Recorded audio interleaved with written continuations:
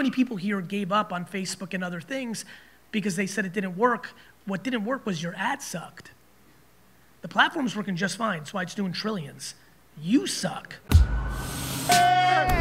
You got your perspective. I just want to be happy. Don't you want to be happy? Gratitude is something that I nor all of the rest of the world can give you enough of. Thank you. So I just wanted to make sure we started that with that, because you've literally impacted, you know this, you see this all the time, but we can't say it enough. So thank you so much. Thank you. It's really nice to be here. So keep doing it, please. This little game show we have, it's in an effort to help people fix their businesses. We have real life instances, which you are in no way obligated to actually buy. But we have a variety of different companies that people have submitted.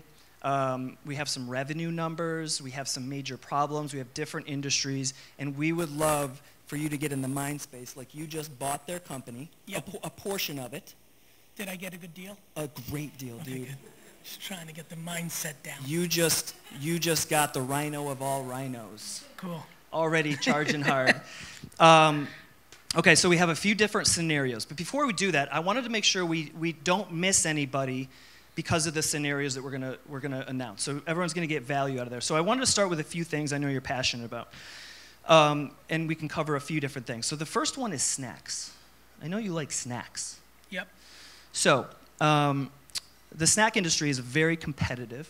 Yep. There's lots of ways to get your product out there. Yes. So if you could start with the snack industry and maybe parlay into products in general, what do snack companies, organic, vegan, lots of new opportunities out there to create a unique brand. What do snack companies need to do to make a dent in people's attention in today's world?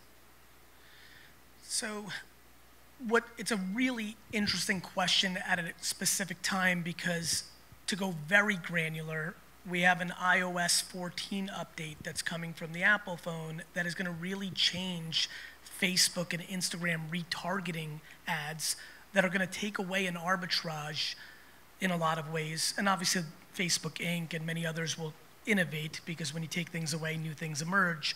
But the timing of this question is super interesting, right?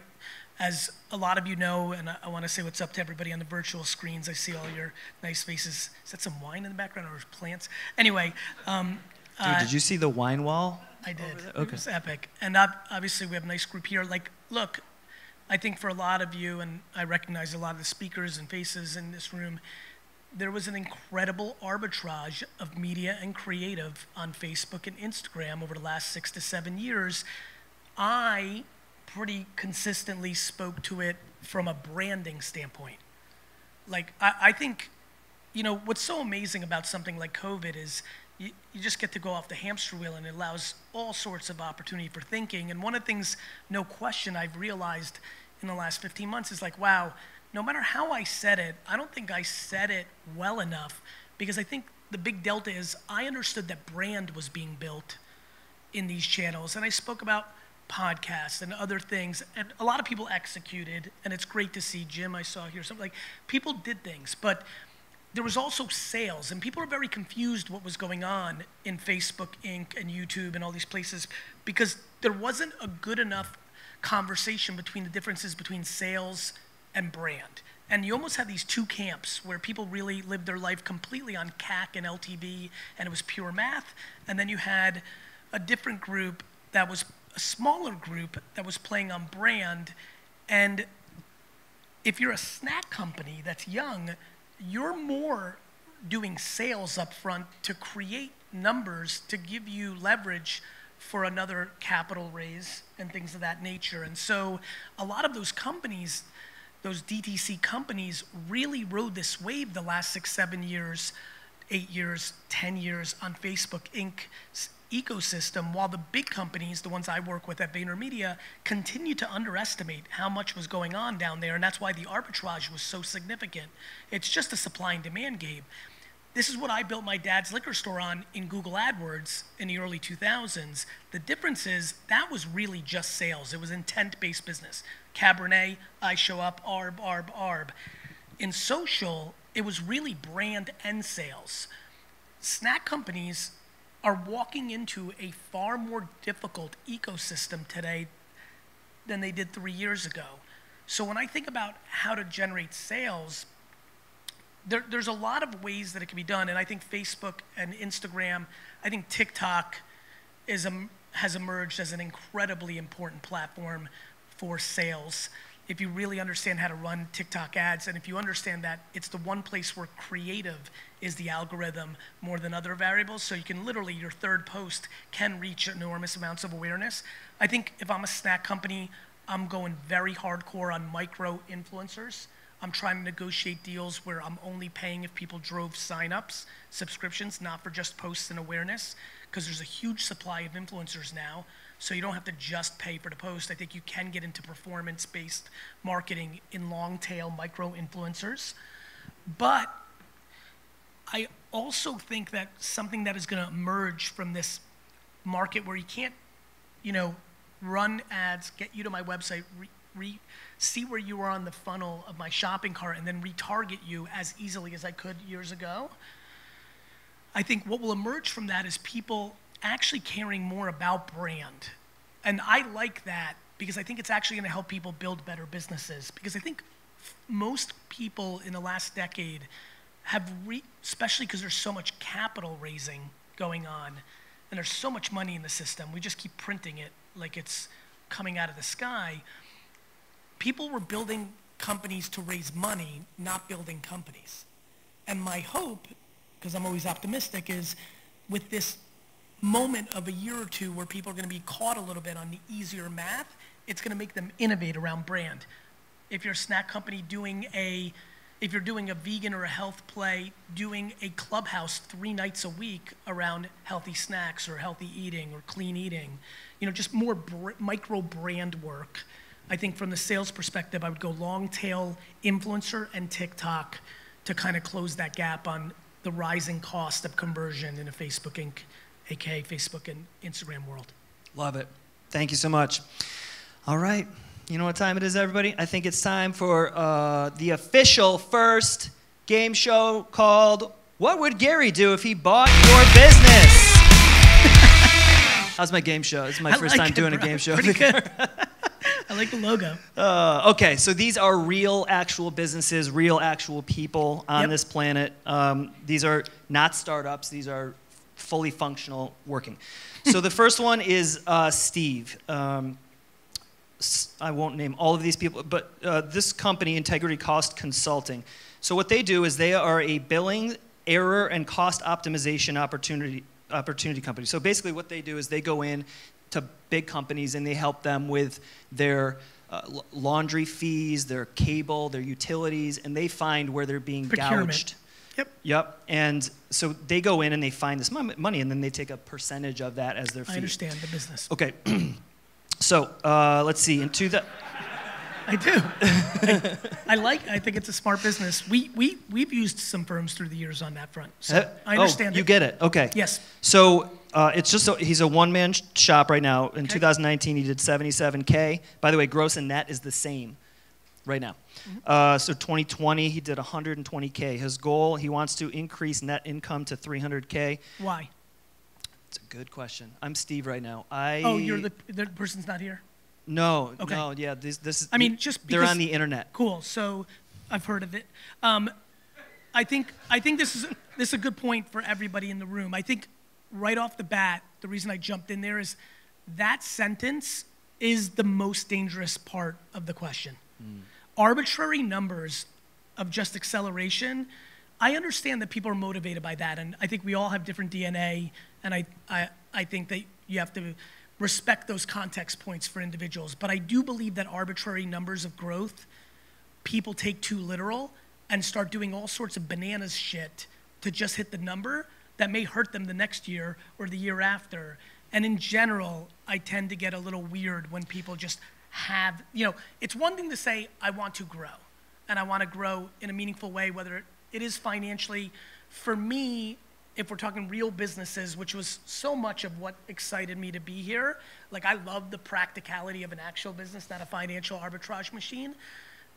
You're normally playing long. Like it's your family business, it's your business. You're you know, not, most people aren't thinking about when they own a company of like, okay, I'm out in 2 years and I'm gonna, you know, be on a island and get a private plane. So to me, that's an interesting little variable. Like, is it 300K because you want to put your daughter through college? Is it 300K just because you made up a number? The 300K was easy to understand. The 77 to the one, like it was a logical kind of jump. And there's multiple questions in there. Why not 630? You know, what about more profitable at $1.95 from 177? What about 210 but no profit made because you hired 3 more people because you're going to go to $1 million the year after? Like, it's fascinating for me about that part, but keep going. I just used that as a proxy to try to bring as much value in this talk. So the biggest challenge continues to be getting prospects to realize that they might be giving away thousands of dollars. That's number one. The second one, this one's interesting, I feel like I have fun with this, is the egos of these CFOs and whatnot that say, that's right. We're already doing it right, thanks. I think that's right. Rick. Thanks, Rick. I agree. So, couple things that I think might help some people. This has been a huge factor in my career, I've come to realize. I think it makes no fucking sense to try to convince people that are not convincible. I am fascinated by this obsession to like get the deal and just keep like the inclining of a no to me, and I'm out. The sheer literally like the maybe, like I'm out. Not worth it. Not worth it. The time isn't worth it in a world of so many. And so for me, this is a game about not convincing, which people fall in love with convincing. This is a game of conviction. He's right, by the way. As somebody who probably has some of that ego when I first heard about it in my 20s, like I'm in my, you know, people are going to struggle with that. The business model is super interesting, right? They only get paid if they do the work. So it's like, to me, this is about him building awareness. My preference is LinkedIn organic content. It's not quite TikTok, but LinkedIn organic for this room is gold. And nobody's posting enough on it. You know, I'm just telling you, that's just the way it is in there. So he needs to build awareness. So what would you do? You bought his business. I would probably do 40 to 50 pieces of organic LinkedIn content a week, and then another 40 to 50 paid or LinkedIn ads to the general area where we were, if let's say we were here. I would also stand up a weekly podcast show called You're Wasting Money, and so that I could film that so that I could make the ads out of it. So I wouldn't even care if we only had 7 people watching at first. I would want the content from the 1-hour show where I would interview a CFO or somebody from the industry or a legend in procurement or my aunt or whatever the fuck it starts with.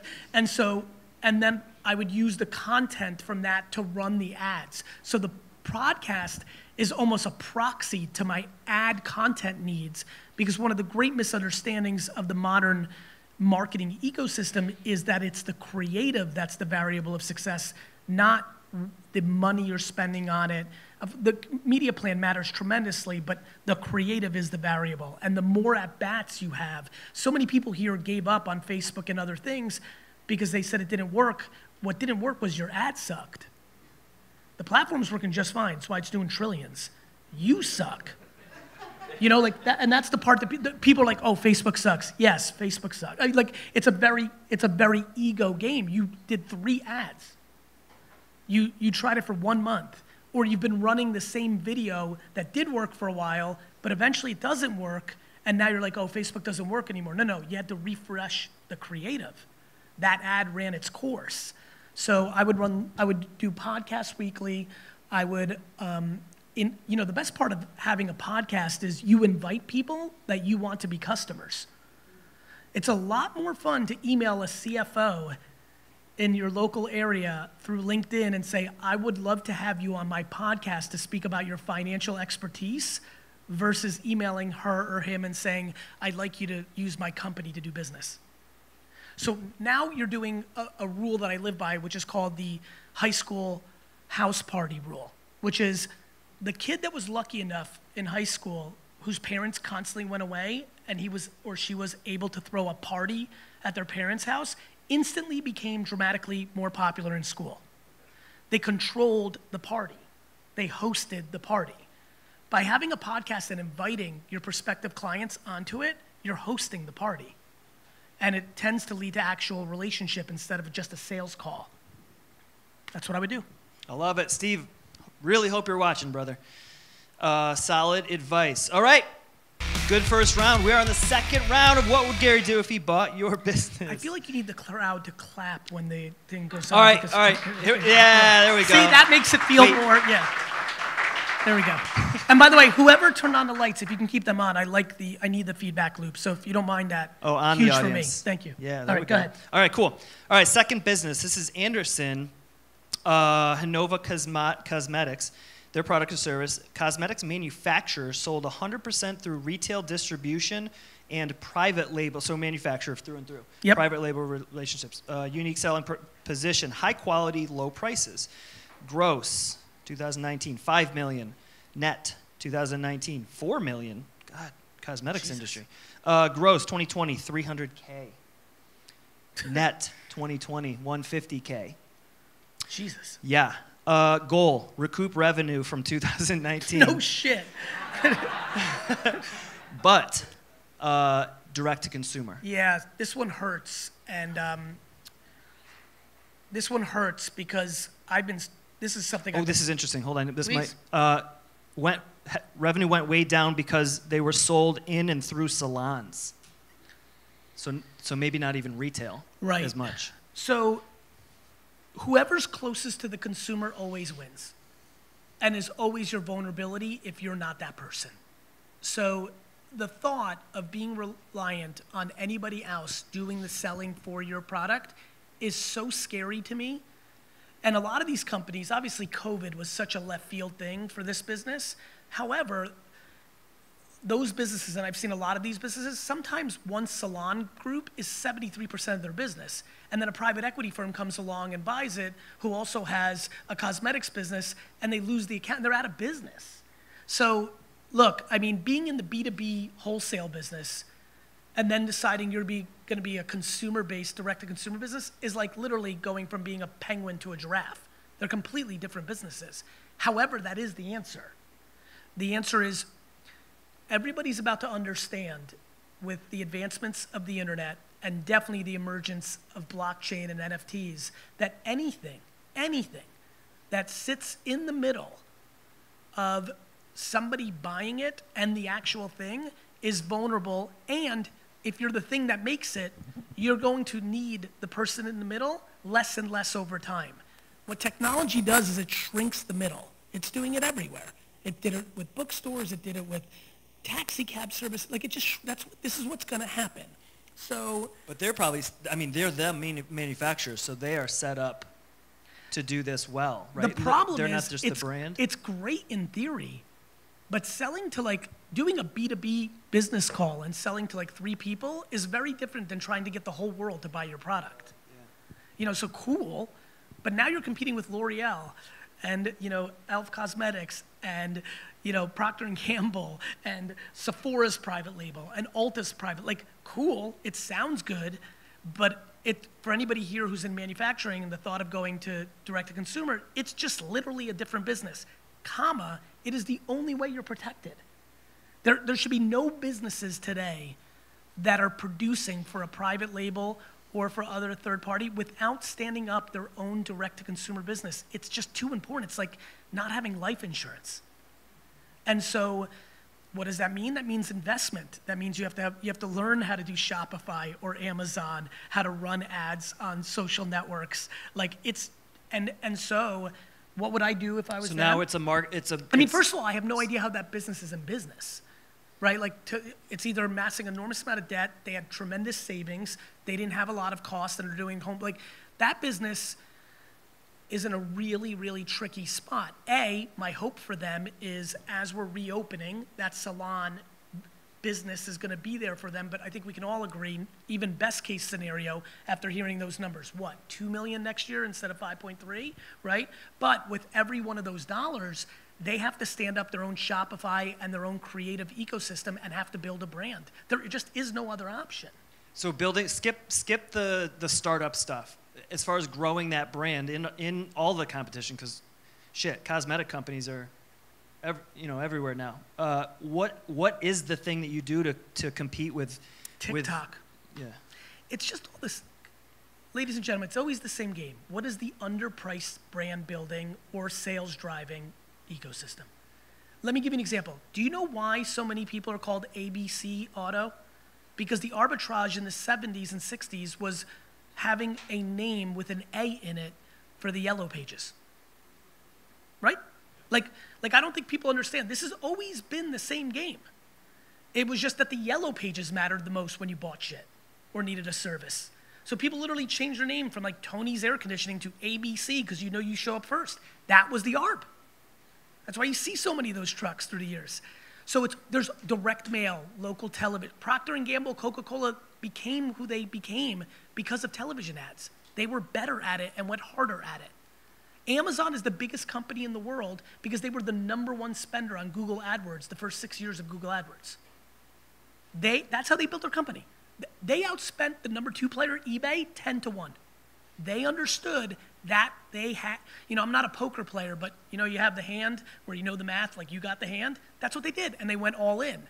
And my career has progressed because I have pattern recognition around that, and every time I notice a moment, I go harder and stronger each time. So for cosmetics, 14 to 30-year-olds live on TikTok, live. The organic reach is absurd. First video could get 2 million views. Could. So e.l.f. Cosmetics is something that company should Google and understand what they've done for the last year. They've exploded on the back of it. So TikTok would be the answer for me if we're going that granular. And micro-influencers. I still think when your business went from 5 to 250,000, you are required, if you want to save it, and it's on life support, to lay in bed for 6 hours and DM 650 people every night and ask them on Instagram if they're willing to post it, if you send them product, and if not, how much does it cost, and literally keep doing micro deals until your eyes bleed. Or go work somewhere, because your business is in trouble. That investment is time at that point. We all have either time or money. So I'm shocked by people's non-interest in allocating time. So much of what's been good for me has been my willingness to allocate time. Time is a true asset. Intent of that matters. Yes. Great advice. All right. So the name was Anderson. Okay, round 3 of what would Gary do? See?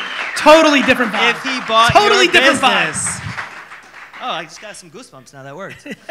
All right, next business, JJ. This is a franchise. I think I can say it. Blank Fitness. It's a franchise. So This will be an interesting one. He's a franchise. He's not the or. It's not his company. Got it. Yeah, because he owns a few of them. Understood. So core fitness memberships, personal training, your standard stuff. But, and this might be biased, but cleaner, friendlier than the competition. Okay. He gives examples. So he does say there's always somebody to greet. So picture, 5-star Google reviews all over the place. So picture this, this really is, the place. Goal, increase member volume. Biggest challenge is getting new people to walk in the door and join at enough volume at the price point we're offering, so it must be a little higher, to connect our brand with clean and friendly. We're not doing enough volume at the margins we are selling memberships for. This one's tough because I need to ask a follow-up question of what are you spending your money on to drive subscriptions? Where are people coming in contact with the brand? Yeah, I mean, this gentleman's in a CAC and LTV business, right? He's got math around how much he's spending and how many people he's getting and how valuable is that customer. He can look at all his customers and see that people hold on to their membership for 6.3 months, and he can run that math, and then he needs to run it against a plethora of different media and creative outlets to find the arbitrage that creates scalability. You know what? You'll like this. So let's open it up to give more value to businesses like it that are a local-ish business. I think they have 3 locations, 3 or 4 local. So I'm going to the well, and a lot of you in here have interacted with me for a long time. I'll have the same answers for 2, 3, 4 years, 6 years until the next arbitrage comes. Let me give you one local that works tremendously well. I'm going to go back to micro-influencers because I believe in it so much. This business should go into Instagram search its town that it's in and the 5 surrounding towns, hit enter. The results will show top posts from people that tagged in the area. You've got to look at every photo and make sure they're not visiting because you've got some sort of monument or something around. So you're looking for locals, and then you DM the local and basically trade free memberships for social media posts at scale. So what he probably has is a gym that's empty, which is an expiring asset every single day, which means in theory, he could probably give 30, 50, 100 memberships away in return for awareness and cosign from local celebrity. So what I would do in that scenario is look at the 6 surrounding towns, click every post every day, 6 times a day, search those 6 towns, DM those individuals and say, hey, I'm the cleanest fucking gym in the world. You live next door. I would like to give you a free membership for 6 months, 3 months. In return, I want you to take 3 posts a month every time you're at the gym in main feed, 6 in your stories, 1 TikTok, and hand-to-hand combat. Do people underestimate the power of social media platforms outside of the traditional marketing that they think they're for? Yep. I think people underestimate dirt work, too.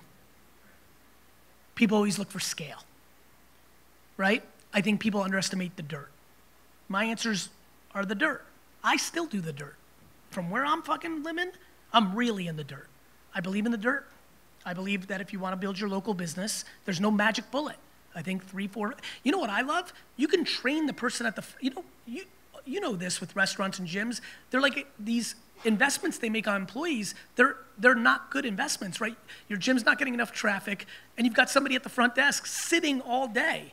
To me, I'm incentivizing that youngster from high school or college or whoever with training them how to do this DM thing I just said and giving them comp on how many people they convert. That will incentivize them more than them just sitting and doing their own social media work.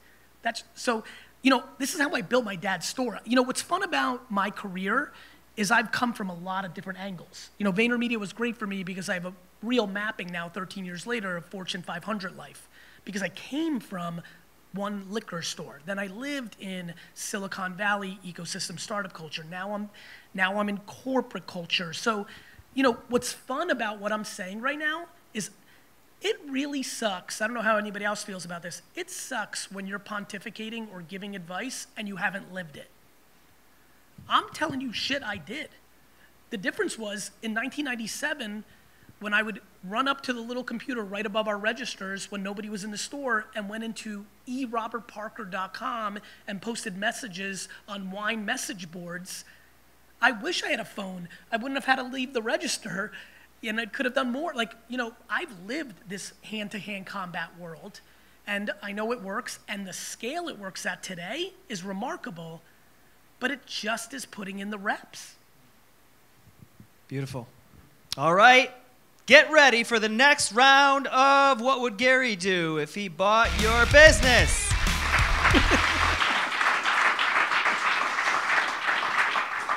You're right. Okay, next one. Osvaldo owns a manufacturer of blankets and bath towels, 100% cotton. Love it. Love some fucking this cotton. This one is different. The gross in 2019 was 20 million. Net was 10 million. Gross in 2020 was 40 million. Net was 30 million. So had a good year. Sounds also good. A manufacturer, much like the cosmetics. Private label, they don't have their own brand. So their goal is to grow a private label manufacturing business while launching a direct-to-consumer brand and balance the two. Yes. Very similar. Yes. Yeah. Okay, you're doing the same thing, right? Oh, so Yeah. their challenge. Oh, Go ahead. this is different. Their challenge: unfair competition against China making cheap products. How do you combat that? Sounds like they're combating it super well to me. They're making $30 million in profit. I think, honestly, and it's a good opportunity. I've been fascinated, and maybe this is the case here. My intuition is what he's referring to there is he's probably got 2 or 3 or 4 significant clients, and every day he's feeling the pressure that they may go with a cheaper option because that's what big retailers do. I love when people cry in baseball. You know, like the thought of like crying that it's cheaper in China without doing something about it, like going to China and producing it there, unless he has some sort of emotional attachment to Made in America, and that's his religion and maybe his strategy. But to me, price is always a game. Like, that's like a funny question to me. That's like, I don't want to get wet in this swimming competition. Of course you're going to have like pricing competition. So to me, it's almost back to the first one. I'd like to, what scares me is I can't double click into this question. That business might have been driven all by one Bed Bath & Beyond account. I see this a lot. I see a lot of businesses play ostrich life. They've got one client that's driving their entire business, and their strategy is to put their head in the sand and pray to God they never get fired, which scares me to no end, especially when you start talking about these kind of numbers. There's a big lifestyle change between 30 million in profit a year and 0. And so for me, I think— And their expenses were exactly the same. And when you think about the growth there and the speed of growth, that is landing a monster account. So I'm thrilled that they're thinking about private label because that is the way to amortize. China's going nowhere. Let me give you a news alert. China is going to destroy American business. It's not even going to be close. You might not like it. I surely don't feel like I love it. But it's black and white. Too much scale, too much organization, too obvious. So, I would go to China and JV up or Work a deal. Or build a brand or position to, I don't think winning the whole Made in America, it's amazing what humans say and then what they do with their buying power. We say things, but we buy differently. We love to tweet Made in America, but buy unlimited items that aren't. So I don't trust the consumer on that front. Their dollars speak, not their social media posts. My plan there is to build up the private label, the brand, and in parallel, stand up at this much profit. I've got my ass in Beijing setting up shop. There you go, Osvaldo. Thank you for the, hopefully you're watching. Okay. Here we go. Another round of what would Gary do if he bought your business? Your team just put like that on loop, like. Okay, so we have, this is Owen. Owen owns a company named Dixon Site Development. In 2019, you know what? Rather than me saying this, why don't we bring Owen up here? Let's go. Owen, why don't you come up here and everyone give him a round of applause. I like it.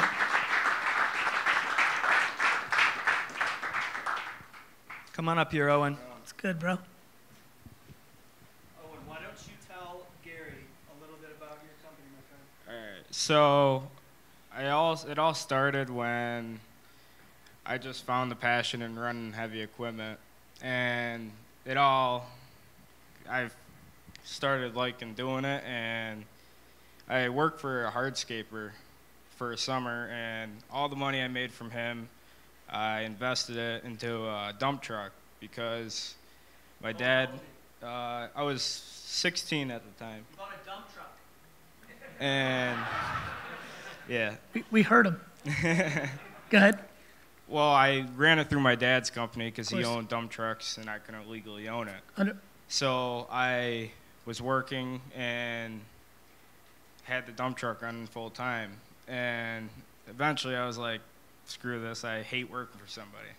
It sucks.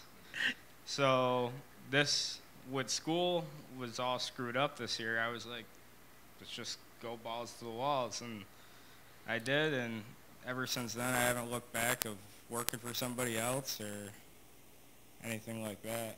I love it. Did they not notice that you weren't on the Zoom or shit? Well, I was actually doing the Zoom on the job, and it was kind You of... put up like a fake you? Well, I didn't even turn my camera on. But, yeah, it worked out. Good for with you. The school. So what's the question?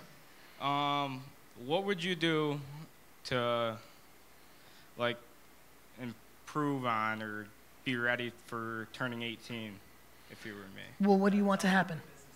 Oh, we do, like, site work and land clearing and blacktop work. What's the average ticket price of like a job? It really all depends on the size. Like, if we were going to clear a piece of land, it could be, like, anywhere from $7,000 to $20,000.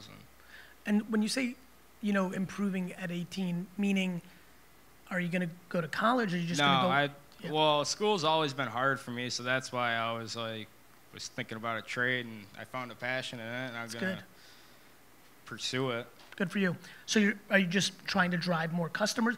So your business has jobs, and then you have to fulfill those jobs. Are you struggling more to get jobs, or are you struggling more to service those jobs well? Well, at first it was hard to get jobs because my age and people weren't taking me serious, which I knew that going in, and I've been around it my whole life. So I'd go to these jobs at first, and they wouldn't take me serious, and at some point they just all started coming towards me, and they started working out, and I just want to pursue and make jobs for people and make it so at some point I don't need to go out and work. I can just have somebody else do it, and I'll just scale it even more.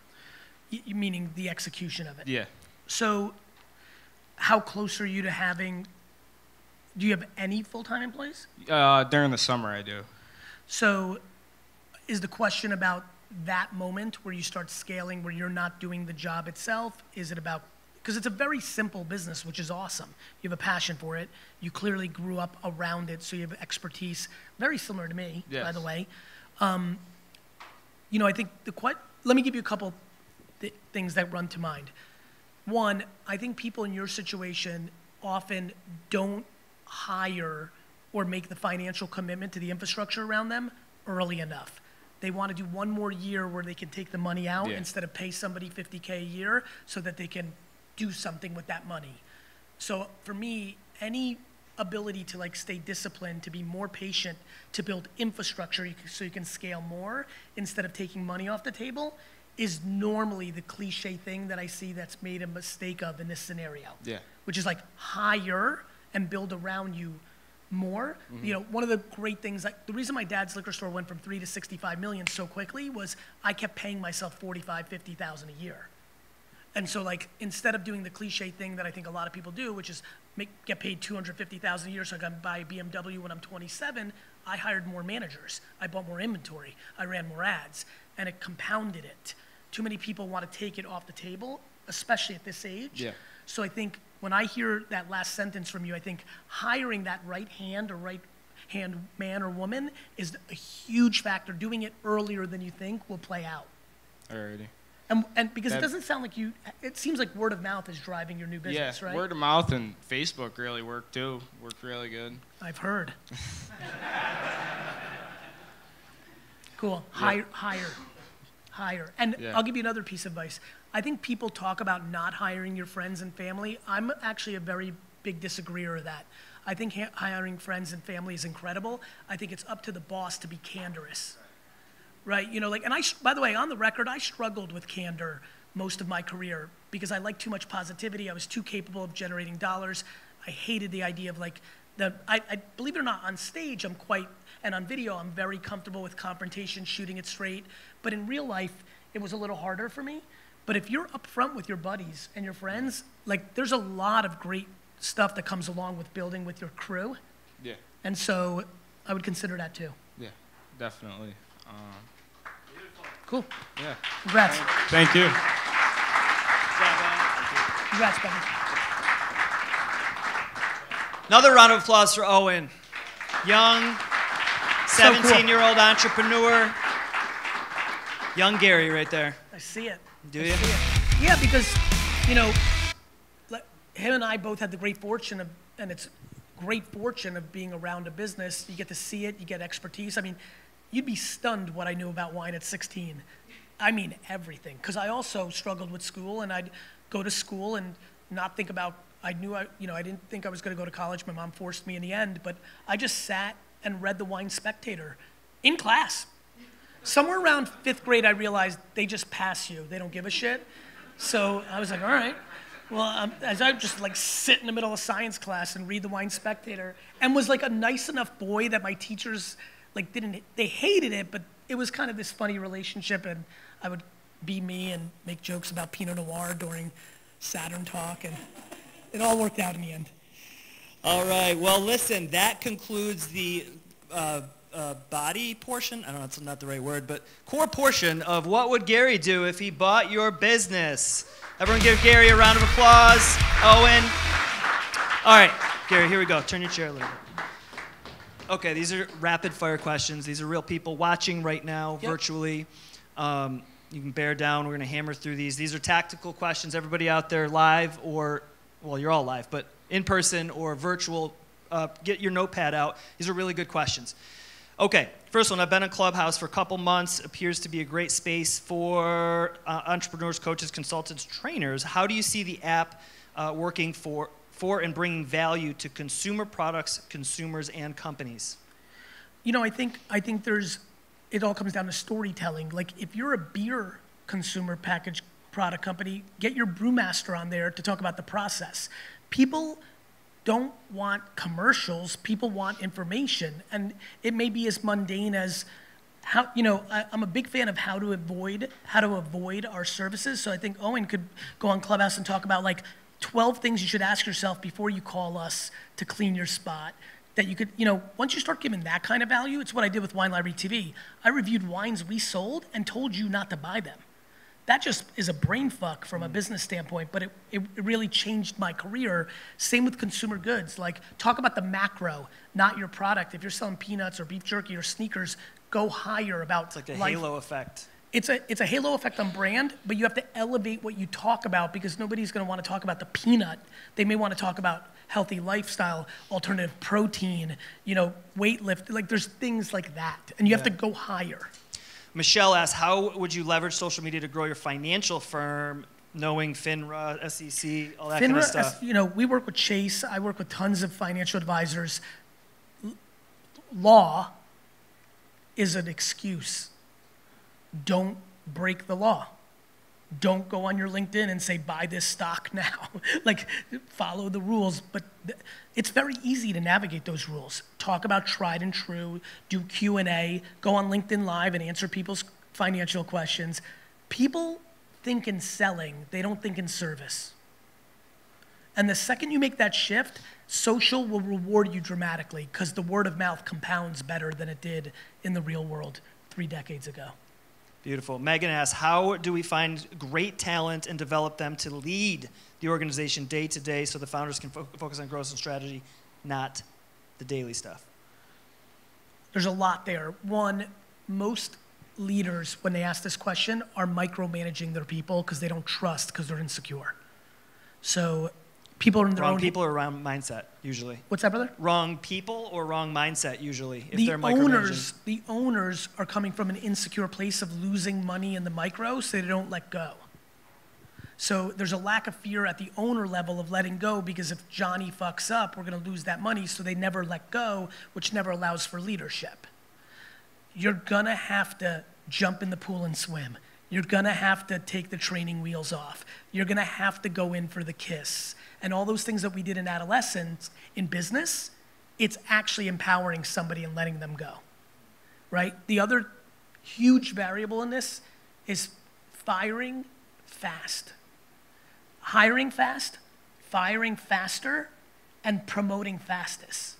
This is something I see a lot of people don't do. I think people overthink hiring, like they're gonna be the perfect hire.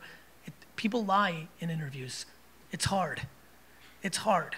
References are bullshit. I've never called a reference in my entire career. You want me to waste my time to call the 3 people you picked to tell me bullshit? What are we doing? I've never called a reference in my career. I have incredible emotional intelligence, have had this incredible intuitive career of predicting trends, and yet have hired an enormous amount of wrong people. You don't know until you know. So you hire fast, because that takes up time. You fire faster. When you know somebody's not right, you fire. Nicely, gracefully, give them some candor up front, try to make it work. But you promote fastest. So many people know after 3 months they have something, but they want to wait a year before they give a promotion. It's a huge mistake. So there's a lot there that's very different than the way most things do it. That's a huge answer to the scale issue of that question. Thank you. Well, I don't thank you. Megan does. Rick says, what is your best advice on business development and networking for people not good at it? To hire somebody to do it. The idea of trying to make yourself slightly better and all the energy that goes into that versus hiring around your shortcomings will forever blow my mind. What if you can't? What if Rick can't? Then can't afford it. Then he's going to lose. That's like me saying to you, I need to fight that UFC fighter. And you're like, well, you shouldn't. You should get that UFC fighter to do it. And I'd be like, you're right. But then I said to you, but I can't. Now I have to go. Well, then I'm going to get my face beat in. There's some funny questions in business. Like, if you can't business develop and you can't hire someone to do it, you're out of business. And that's okay. Not everybody should own a business. Beth asks, how do you create an entrepreneurial atmosphere at a very large bank? You don't. This ideology of like entrepreneurship is fucking insanity. It's like being an entrepreneur in a communist country. It's not gonna happen. You could create some nice relationships inside, you could have a nice work environment-ish, but an entrepreneurial environment means high risk, speed, lack of process, forward thinking, not overvaluing the numbers. There's no fucking bank that gives a shit. It's for like ridiculous. 6 weeks. That is a ludicrous, impossible mission. I like this next one for multiple reasons. Number one, his or her name is Mace. I used to love Mace. Diddy and Mace did it. Yeah. Can Gary riff on urgency tactics? I mean, you run a hundreds of millions of dollars ad company, also other things. Everything's urgent, especially in the marketing world, right? Advertising world. What are your tactics? Yours or your teams? I want to make sure I understand the question. How do we prioritize urgent matters? Yeah, I'll elaborate on the question, Please. I guess. How do you balance other people's urgency, aka your clients, with your actual urgencies? How do you negotiate that? How do you navigate that? Better word.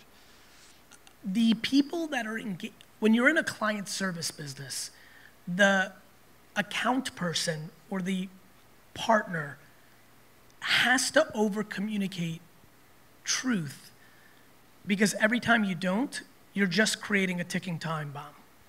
And when something goes wrong, like someone in your team gets sick, or somebody quit, or you fire, like when something goes wrong, you have to constantly update that person. I think that the biggest reason I think one of the reasons we built a large client service business in a short period of time is because I am not interested in pandering to what I think the client wants. I want to tell them the truth of our capability and the truth of its timing and cost, and it's okay if they're not interested. Which they actually probably love. Some do. Maybe. Yeah. I mean, a lot of people do love it because people like knowing what they get in for. They probably like the conviction and the confidence. Other people hate it. They like being pandered to and things. And it's all fine. It's a hell of a lot better for us, though. There's nothing more anxious than knowing it's going to be challenging before it even started, right? And by the way, this does not come from a place of privilege because we built a big company and can say no. We did it from the beginning because we just knew it would be a losing game. And this goes back to something I said earlier. It's a big deal. Don't convince, have conviction. When you're not convincing, you're just moving on. Too many people are trying to make it work when it's clearly not working. And when you're on the servicing the client side of that scenario, you're in for deep shit. All right, one more question. Jackie asks, how do you see cancel culture impacting social media platforms? Do you think new platforms will evolve because of it? And will we end up a divided economy? Or culture, I guess, maybe. Yeah, I think that's what that probably meant. So we are a divided culture because we've always been a divided culture. The only thing that social media is doing is exposing us. Nobody's been changed, my friends. This is mirror life. You know, so of course new platforms will emerge, but not because of the way we treat each other. We're doing that on TikTok and Clubhouse right now. They just emerged. This isn't a Facebook and Twitter problem. This is a lack of cordialness problem, which has always existed. We just feel, this is always what people thought and said to the TV. You just didn't see it. We're just seeing things now. I think it's brilliant. I'm actually loving what's going on. I always believe that one step backwards, two steps forward. I mean it. It's tough. I'm not enjoying it from the kind of day-to-day anxiety, but I'm very aware that in the macro, people look back at this era as a starting point to betterness, because there's you gotta expose shadows. And we've got a lot of shadows, and every society does, and every person does, and it's all fine and dandy, but new platforms won't emerge because we're not getting along. It's because innovation comes along. Things get stale, right? I mean, look, do you remember 4 minutes ago when Facebook was just for college kids? Now it's for grandparents, right? Like, you can even feel Instagram starting to lose its kind of, right? You can feel it. You can feel it. And so it will always evolve, because social networks are really more like cable platforms than they are like anything else. They have their runs. Facebook Inc. might have a Saturday Night Live run. Vine had like an Empire run. Like, they have different lengths. And so, you know, but a divided culture doesn't mean a divided people. You know, just because people see things differently doesn't mean it can't coexist.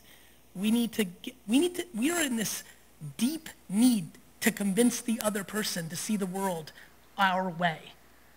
I'm looking forward to when we're exhausted of that ridiculousness and find ways to have some cordial conversation, which I really actually believe in, but it might just take a decade. All right, so one last little piece before we wrap up here. This is NoBullCON, the no bullshit business conference, as you can see, unfiltered, all that kind of stuff. We're all here to... There's a lot of no bullshit people up there. What is one thing you think a lot of entrepreneurs or leaders need to hear, you know, gut checks that they need to hear in order to be successful over the next decade? That if you're looking for outside validation based on your net worth, your blue check mark, or how many followers you have, you're ultimately vulnerable for the game that we're actually playing, which is, do you enjoy your life? And you need to really look at that, because it really plays out. It is only sustainable for so long to play an optics game for other people to think you're successful. It is the number one thing entrepreneurs need to hear. Like, you know, I reference this a lot, and I know a lot of people here, because I see some faces are close to my content. I reference a very obscure part of the cinematic classic Rocky IV.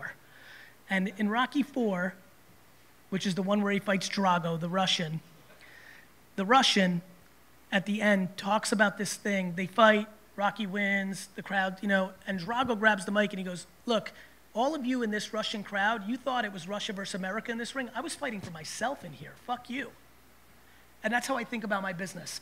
I'm so appreciative of the love, the admiration, but my inability to hear that is why I'm able to deal with the negative pushback, that I'm a this, that I'm a that, and it makes it very quiet for me, and then I get to play my game.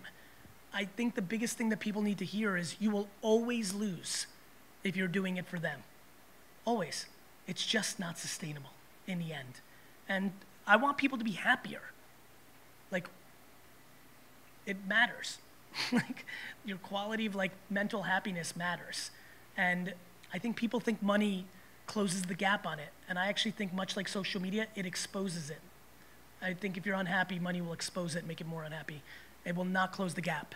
And so doing it for yourself, which is so awesome. I assume a lot of you in this room and on video probably know the thing I know, which is, holy crap, business is my favorite hobby. Like, I would much rather do a business meeting than golf. It's not even close.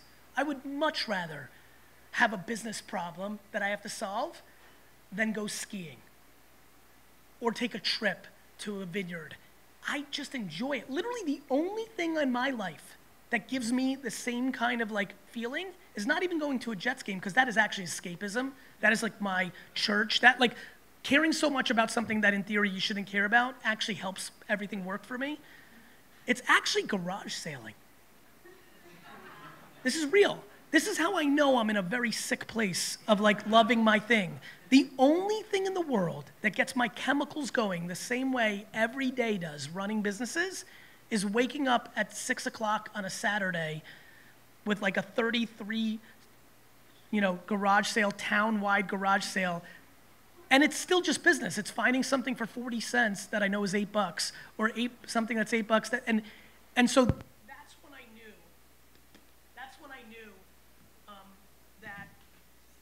That's when I knew that I found my true love. And honestly, I think for a lot of you in this room and on video, debating how much you may love business and you may love being an entrepreneur, but do you love the thing you're doing? Because if you don't, having the humility to take a step backwards financially, to reset and do something you like more, is something that I'm trying to talk a lot about more, because I've seen it. I've seen it ironically, not because the person usually had enough humility to pull it off. It's because they were forced to, because shit went bad, and they're like, oh my God, I wish this did this 12 years ago. This is so much more fun. I like this thing. Trying to find something you love, it really works. And so, I don't know, I'm really hopeful that people, I'm blown away by how status, money, follow count, blue check marks, Mercedes-Benzes, Rolexes, like private plane. I don't think because I was in my own cocoon for so long, I don't think I understood how much people needed outside affirmation to be a Band-Aid for their emotional instabilities or insecurities that they were parented with or things of that nature. And I come with such gratitude that I didn't stumble into that, but then almost a level, to be very frank, almost a level of guilt that I didn't stumble into that. And so grateful. It's like this very weird kissing cousin of like guilt and gratitude that makes me desperately want to communicate it on the platform that I have of like, I don't know how many very, very, very, very wealthy people you know, but a shocking amount of them are not super pumped, not super happy, not living the dream, and so it's not going to be money. So, figure it out. And by the way, we made a subtle point earlier, and I saw some people react. I'm going to throw a weird one, which is also not fun to say, but could lead to so much more happiness. I believe there's a lot of people watching or in this room right now that shouldn't be number ones, that are like in between a 1 and a 2, and like don't have the stomach or like the leadership to really be a true number 1 entrepreneur. I know that's a weird thing to say, and I don't say that as a negative. I just see so many people that are playing a number 2 role, making way more money and loving life so much more after they stop trying to be a number 1 for the optics of it or the ideology of it. So that's very much on my mind as well. Ladies and gentlemen, Gary Vaynerchuk is no bullshit. YouTube watcher, what's up? It's GaryVee. First of all, thank you so much. I hope you're doing super well during these times. I also want to ask you, please subscribe, because my commitment and exploration of YouTube is about to explode. Stories, polls, more content, more engagement, more surprise and delight. This is the time to subscribe. I hope you consider it, and I hope I see you soon.